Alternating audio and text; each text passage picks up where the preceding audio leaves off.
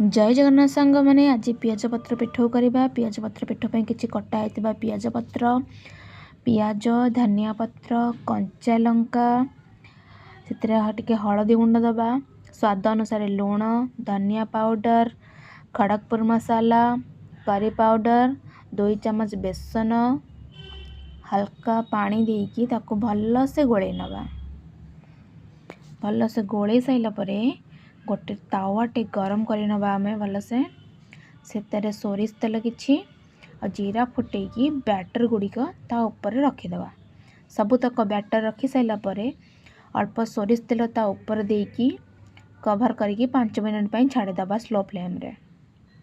5 minute पर lid काढ़ी हमने देखी नवा केमिति हेची देखि परथिबे सांग माने। तापरे ताकू चेक कर नवा भल से हेची कि न हेची। प्लेट को काढ़ी भात संगे सर्व करेंगे। बहुत टेस्टी सांग माने खाई कि मते कमेंट करेंगे केमिति लागिला बोली। मो चैनल को सब्सक्राइब कर नेबे।